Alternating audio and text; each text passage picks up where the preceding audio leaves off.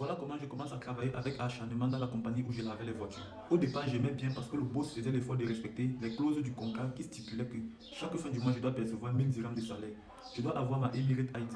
Je dois avoir un compte bancaire. Je dois avoir un logement et je dois travailler 9 heures de temps par jour. Quelques temps plus tard, j'avais constaté que la compagnie avait commencé à abuser de mes heures de service. Comment tu peux faire travailler quelqu'un de 7 heures du matin, parfois 23 heures, parfois minuit le soir, avec un salaire de 1000 dirhams le mois? Quand j'avais constaté ça, j'étais allé vers le boss. Je lui ai dit, mais boss, comment je peux travailler plus de 12 heures par jour, parfois même 13 heures, 14 heures, vous me payez toujours 1000 dirhams le mois? Il faut faire quelque chose, il faut augmenter mon salaire.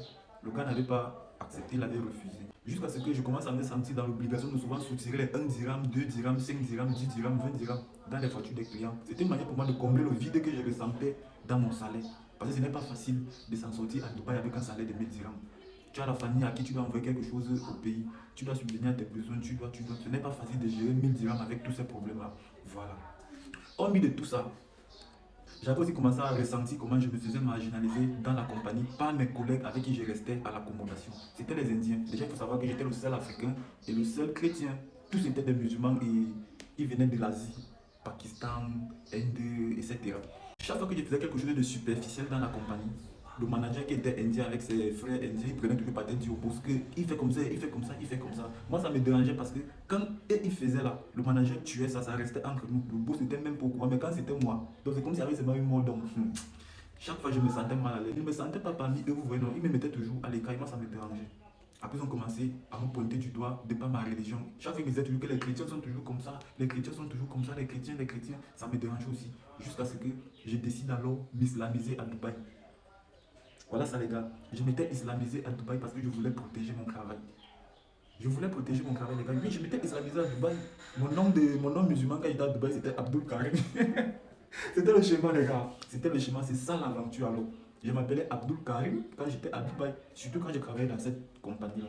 Alors quand je m'étais islamisé, ils ont commencé à m'accepter en tant que leur frère, en fait leur frère musulman et tout. C'était devenu pisse dans la compagnie, vous voyez un peu. Jusqu'à ce que les gars commencent à me pointer du doigt de par ma couleur de peau. C'était devenu une affaire de racisme. Les gars, les Africains sont toujours comme ça, les Noirs, trop de problèmes, tout le monde grammar, tout le monde grammar. Mais de là où j'étais resté comme ça, je leur ai dit que tout ce que vous avez dérangé. Je ne peux pas aller changer ma couleur de peau pour que vous m'acceptez. Soit on gâte tout, soit on continue à travailler ensemble. J'avais commencé à être le rebelle dans la compagnie. Que quelqu'un me dit quelque chose, je dis qu'il ne fait pas. Quelqu'un me fait comme ça, je dis je ne fais pas. Quelqu'un me parle, je réponds. C'était devenu comme ça du tic au tac. J'avais commencé à être dur envers eux. Quand ils ont compris que non, je suis déjà un peu dur envers eux là. Les gars, ils sont allés voir le boss. Le manager est allé voir le boss pour qu'on me licencie. Moi, je ne savais même pas. Voilà comment un jour, j'étais couché dans la compagnie. Le manager vient vers moi, il me réveille. Le gars me dit, aujourd'hui, tu arrêtes de travailler. Les gars, le manager me dit pardon, il me dit que tu arrêtes de travailler aujourd'hui. Je lui dis, j'ai fait quoi? Le gars me dit, le boss a dit que tu arrêtes de travailler. Il va te payer ton dernier salaire. Je lui dis que vous êtes malade. Vous êtes malade dans votre tête.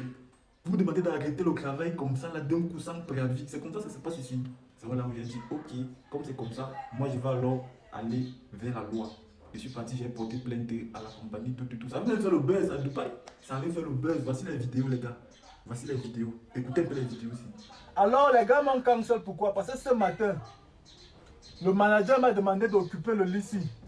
Le lycée, j'ai refusé. J'ai refusé pourquoi? Parce que le lycée est vide. Depuis peut-être que 2 ou 3 mois aujourd'hui, il n'y a personne ici. Les 2 lycées sont vidés depuis. Alors il veut que je libère le lit. Il voulait que je libère. Au fait les gars, je ne peux pas vous faire écouter la vidéo tout entière parce qu'elle est tellement longue. Vous voyez, la vidéo est tellement longue. C'était juste un bref aperçu. Voilà. Ne manquez pas la prochaine vidéo. On va aller épisode par épisode. Et pour ceux-là qui ont manqué la partie 1, partie 2, partie 3, etc. Allez-y, écoutez la partie de la partie 1. Comme ça, vous saurez de fond en comble mon histoire. On est ensemble. Next.